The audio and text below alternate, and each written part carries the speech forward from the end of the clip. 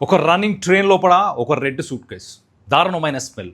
Open చేసి చూసిన railway పోలీసులకి మైండ్ బ్లాక్ అయిపోయింది. వింటుంటే షేకింగ్గా ఉన్న ఈ రియల్ లైఫ్ క్రైమ్ స్టోరీ మీకు తెలుసా? చెన్నై నుండి ఢిల్లీ వెళ్ళే తమిళనాడు ఎక్స్ప్రెస్ ఉత్తరప్రదేశ్లోని ఆగ్రా స్టేషన్కి చేరంగానే జనరల్ కంపార్ట్మెంట్ నుంచి ఒక సివియర్ ఫౌల్ స్మెల్ రావడంతో ప్యాసింజర్స్ కంప్లైంట్ చేశారు. పోలీసులు ఆ unclaimed red suit case open చేసి చూస్తే అందులో బ్రూటాలిటీ, చాలా బ్రూటల్గా కట్ చేసిన హ్యూమన్ బాడీ పార్ట్స్ కనిపించాయి. బ్యాగ్ చెన్నై నుండి వచ్చినట్టు గుర్తించిన కాప్స్ చెన్నై సెంట్రల్లో 350కి పైగా సీసీటీవీ కెమెరాస్ని స్కాన్ చేసి చూశారు. ఒక కప్పుల్ ఆ సూట్ కేస్ని కంపార్ట్మెంట్లో వదిలి సైలెంట్గా సబర్బన్ ట్రైన్ ఎక్కి గుడువంచేరిలోని వాళ్ళ ఇంటికి వెళ్ళారు. వాళ్ళను ట్రేస్ చేసి చూడగా ఒడిశాకు చెందిన మానికుద్దీన్ లస్కర్, అతని వైఫ్ బాగమతి ఉన్నట్లు తేలింది. విక్టిమ్ పేరు హయత్ నిషా. అసలు హయత్ నిషా ఎవరు, ఎందుకు చంపాల్సి వచ్చింది?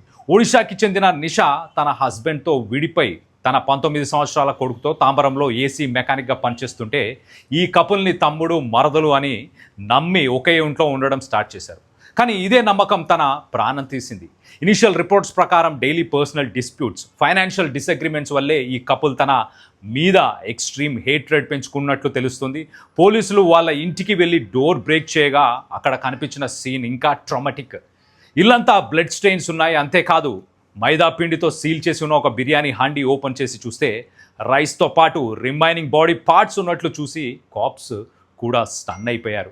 కరెంట్లీ వాళ్ళని పట్టుకునే ప్రయత్నం చేస్తున్నారు. పోలీసులు ఇంటెన్స్ సెర్చ్ మొదలుపెట్టారు.